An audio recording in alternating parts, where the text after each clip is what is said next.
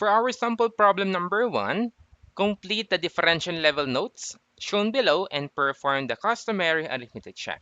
So itong customary arithmetic check is bigay ko sa inyo yung formula kapag kinukuha na natin yung ating difference in elevation.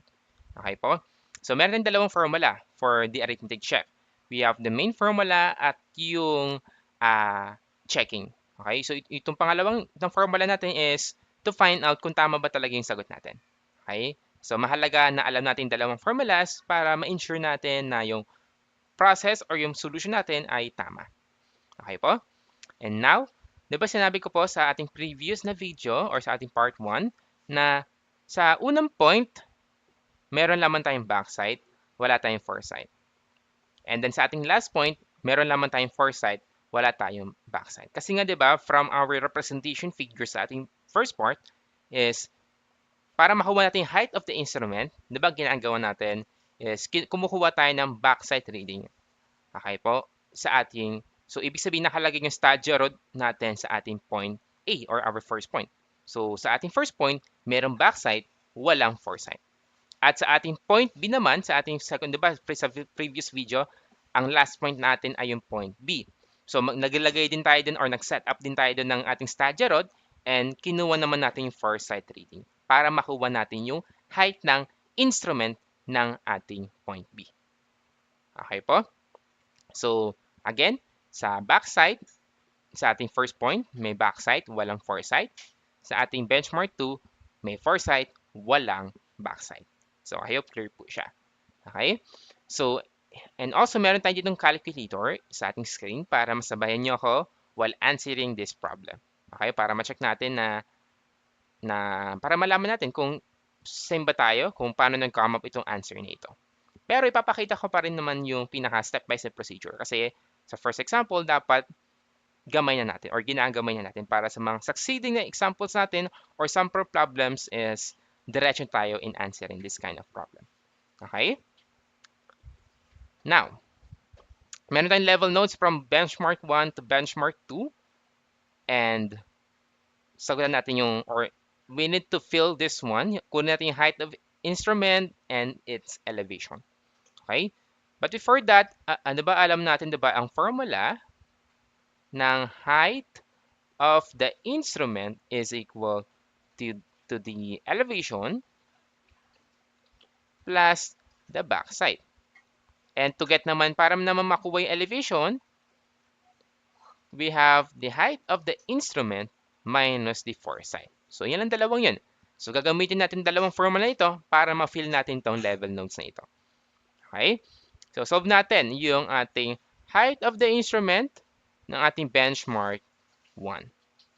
So, sundin lang po natin. Again, ang pinaka-pattern dyan is para makuha tong height of the instrument, elevation plus the backside. At para naman makuha ang elevation ng ating second point, height of the instrument minus the foresight reading. Makuha yung ating elevation. So, ganun lang po yung pinaka-pattern yan. Sunod-sunod na po yan. Okay? And then kapag nakuha itong elevation na ito, add mo lang ulit sa backside para makuha yung height of the instrument ng ating turning point 1. So, ganun lang po. So, ganun yung gagawin natin. So, for our first point sa ating benchmark 1, we need to add the elevation 100 plus the backside of 1.254. So, add natin. Meron tayong 101.254. Yun yung ating height of the instrument for benchmark 1. Again, wala tayong foresight ha sa ating first point. Wala tayong backside sa ating last point. Okay na. Next, proceed tayo. Kunin naman natin yung ating elevation ng ating turning point 1. Okay? Elev ng TP1. So, height ng instrument, ano yung height natin? Diba nakuha natin yan?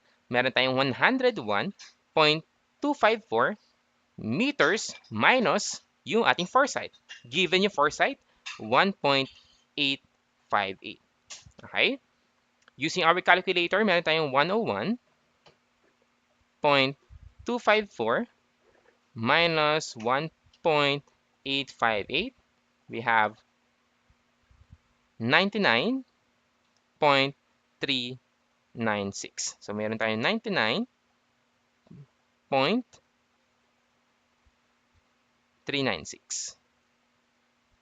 meters. Okay po? So, ayan po yung ating elevation ng ating turning point 1. And proceed naman tayo. Kunin naman natin yung height ng instrument ng ating turning point 1. Same procedure sa ating height ng instrument ng ating benchmark 1. Okay po? So, para makuha yung height ng instrument ng turning point 1, yung elevation, 99.396, add mo lang sa ating backside. Ang backside ay 1.118. Okay po? So, using our calculator, lagay tayo plus 1.118.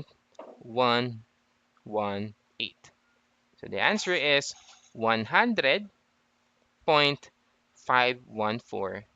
meters. Okay na. So, meron tayong check na tayo dito. Check na to at check na to.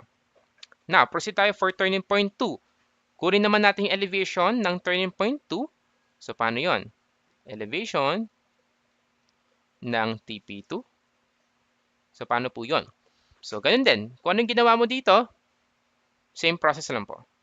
Okay? Kasi nga, di ba, sinasabi ko po na may makikita tayong pattern dito na kailangan lang natin sundin. So, 100.514 minus yung ating foresight. We have 1.534. So, subtract na natin yan. 1.534 and we will come up sa ating elevation ng turning point 2 which is 98.98. Okay? Meters. And then para naman makuha si height ng instrument ng ating turning point 2, HI ng TP2, ganun din, 98.98 plus backside naman tayo. Plus 1.223. So, ang ating sagot ay magiging 1.223. Add natin. 100.203. 100.203 meters. Okay po. So, okay na. Meron tayong sagot for turning point 2. Okay naman tayo doon. Now, proceed tayo for turning point 3. So, for turning point 3, kunin naman natin yung elevation ng turning point 3. Elev ng TP3 is equal to yung height ng instrument, 100.203 minus sa foresight na 2.244 meters. Minus 2.244 rather meters. We have 97.959 meters. Okay po? And then para makuha naman si height ng instrument ng ating turning point 3, meron tayong 97.959 for the height or rather the elevation of turning point 3 plus the backside. Ang backside ay 1.762 meters plus 1.762 meters. Ang sagot is 99.721 meters. Okay po? So, yan na po yung ating height ng instrument sa station ng turning point 3. Okay po? Now, kailangan na natin makuha ay yung elevation na lang ng benchmark 2. Okay po? So, para makuha yung elevation ng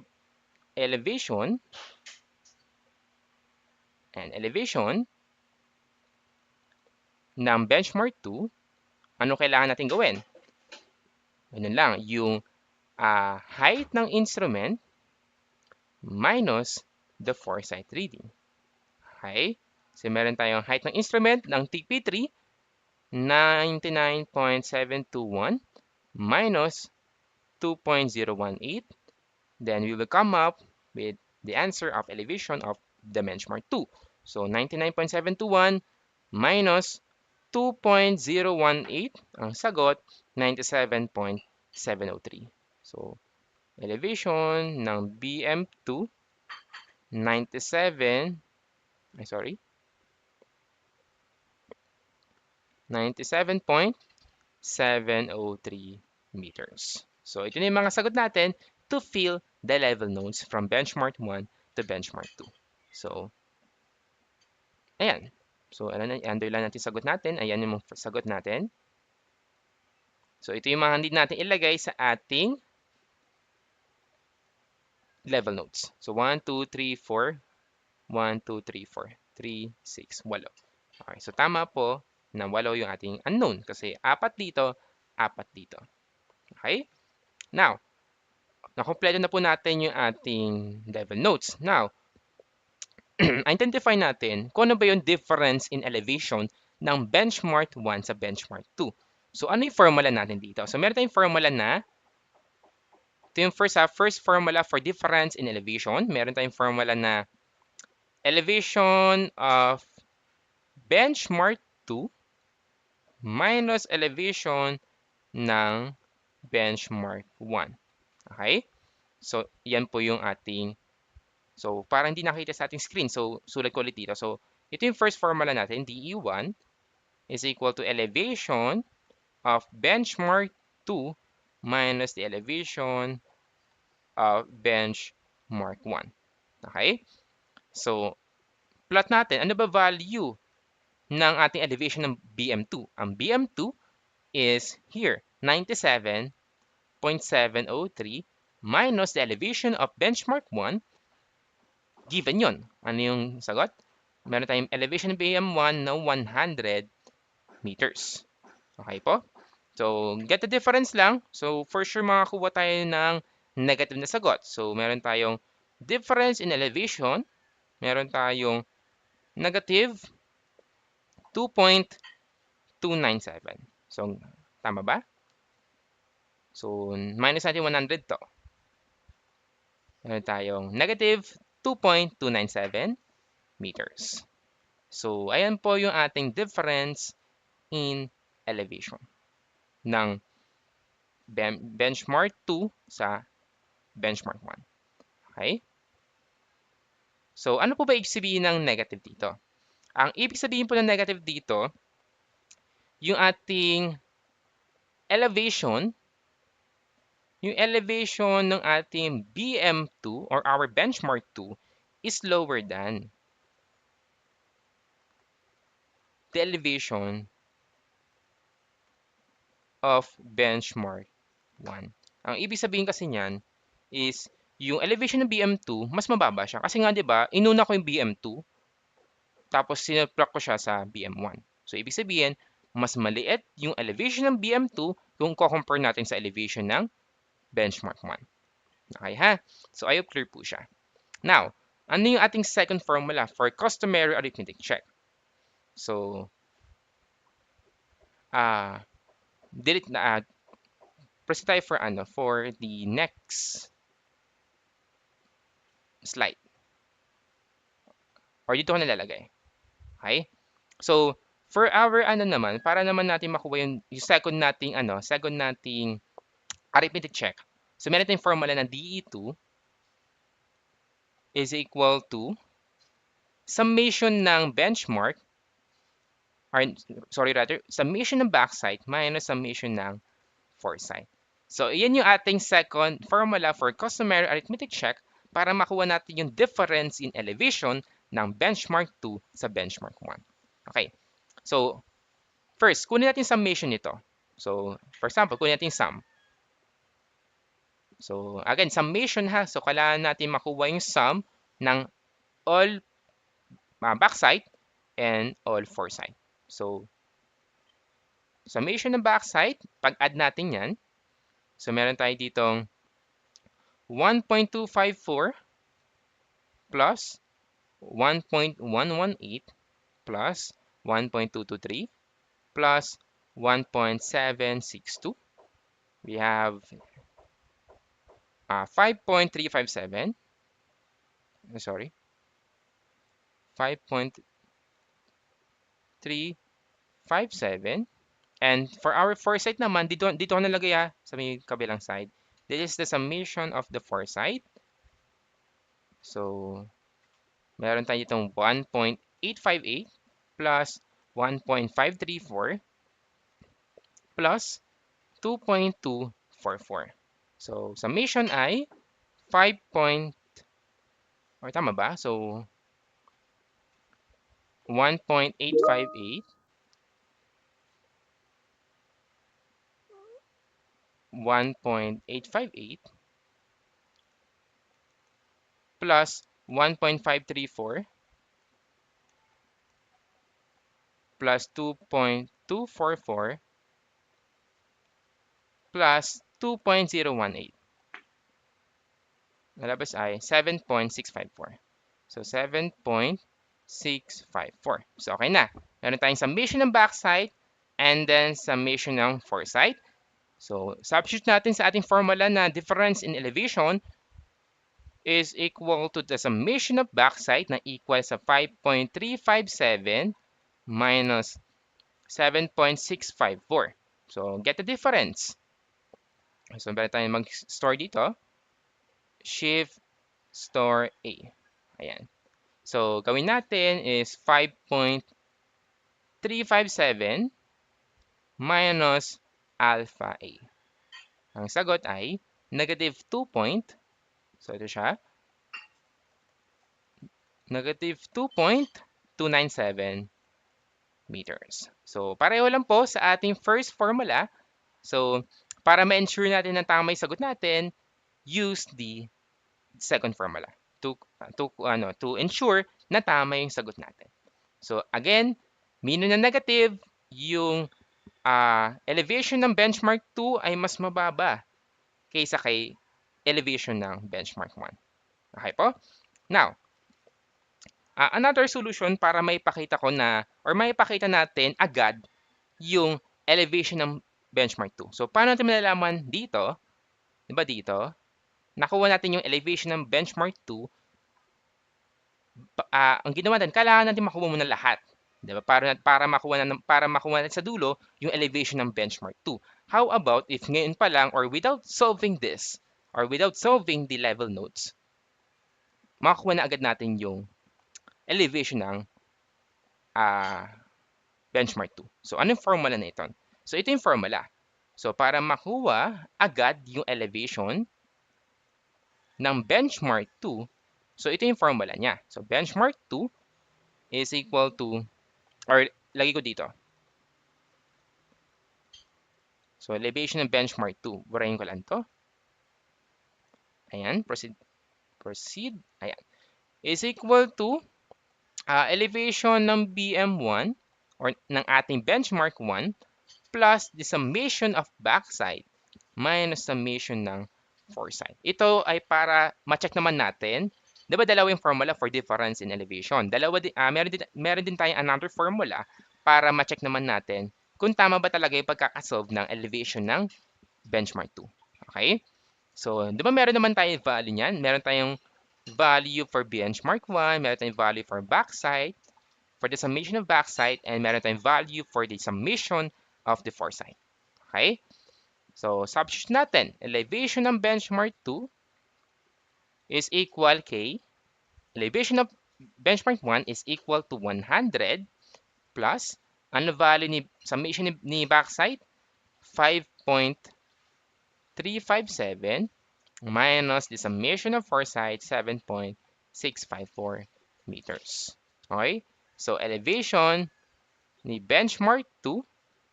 So, solve lang natin using our calculator. Meron tayo itong 100 plus 5.357 minus 7.654.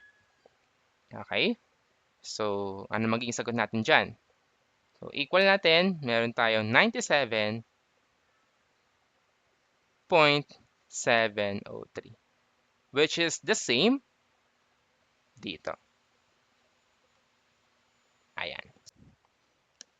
For our sample problem number 2, same process lang po kung paano po natin solve yung example problem number 1.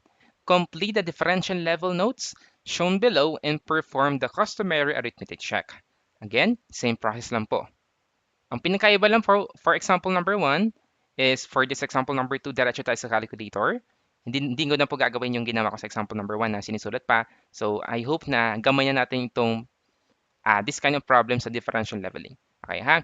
So diretso tayo sa calculator, ipapakita ko kung ano yung pattern na sinusunod natin para alam natin na tama yung proseso natin. Without using pen and paper, diretso lang sa calculator yung pag-solve natin. And then sa dulo, apply natin yung customary arithmetic check, the two formulas. And then solve natin yung isa pang formula for benchmark 2 para ma-sure natin tama yung sagot natin sa dulo. Okay po? Okay, proceed tayo. Okay, so we have here the station 100 and then the station 101. So station ng benchmark 100 and then station ng benchmark 101. Again, so ano pa yung formula to get the height of the instrument? Okay, ano yung formula to get the height ng ating instrument? So height ng instrument is equal to the elevation plus the backside. And to get the elevation, ang formula naman is equal to height ng instrument minus the foresight rating. Okay, so for this table, ganito yung pinaka-pattern niyan. For example, kunin ko si height ng instrument, elevation plus backside. So ganito siya. So meron tayo ditong elevation plus backside, makuha natin si height ng instrument. Okay ha? So si elevation plus backside, height ng instrument. Tapos si height ng instrument minus k foresight, elevation kalalabasan nito. Again, elevation plus backside, height ng instrument. Para mo ko sa elevation, height ng instrument minus the foresight. Okay ha? I hope clear po siya. So, ayan. So, solve natin using our calculator. So, solve yung height ng instrument ng station BM100. We have here 483.621 plus the backside of 2.721. We have 486.32. Okay po? Now, for station TP1 naman, solve muna natin si elevation by height ng instrument minus the foresight. So, minus foresight na 4.88. 481.44. Okay? And then para naman makuha si height ng instrument, elevation plus backside. So, plus 3.62. So, meron tayo ditong 485.06. Okay? I hope clear po siya. And then, same process lang hanggang mapunta tayo sa station ng BM101. So, again, para makuha sa elevation, height ng instrument ng TP1 minus the foresight. So, minus 3.92, 481.14. And to get the height of the instrument of TP2, add mo lang si backside, 2.51. We have 483.65. Okay? And for TP3, again, height of the instrument, subtract K foresight, minus 2.81. So we have 480.84. And to get the height of the instrument of TP3, meron tayong elevation plus 3.17 as our backside. We have 484.01.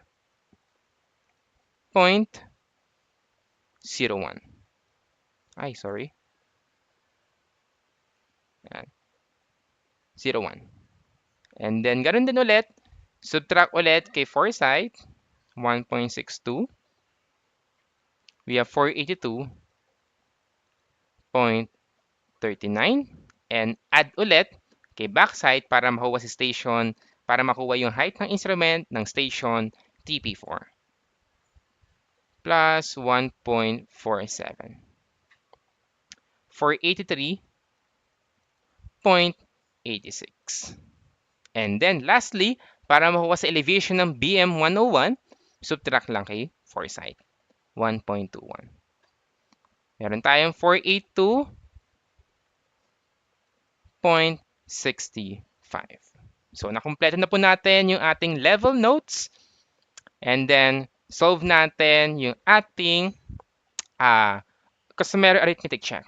So for us to get the difference in elevation, ano yung formula? We have the elevation of the benchmark 2 minus the elevation of the benchmark 1. Okay? So, direct substitution lang tayo. Difference in elevation.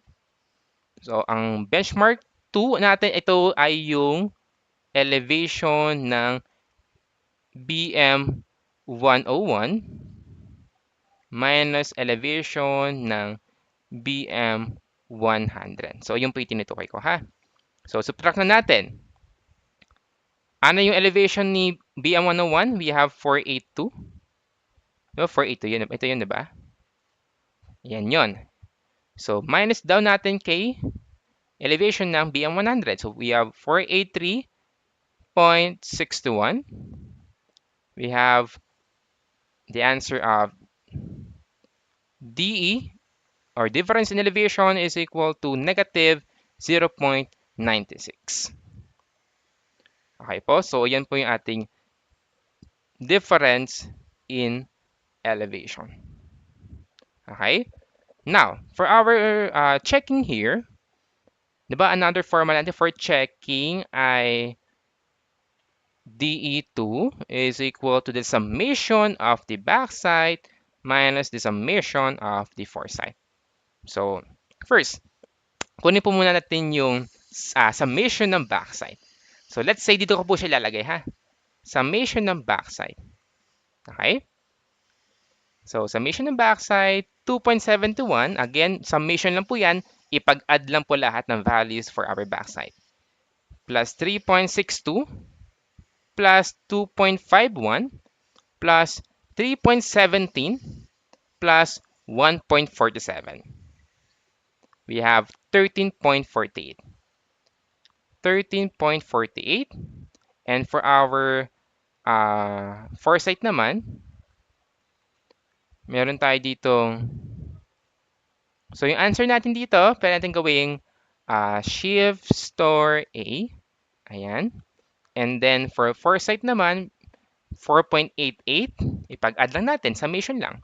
Plus 3.92, plus 2.81, plus 1.62, plus 1.21.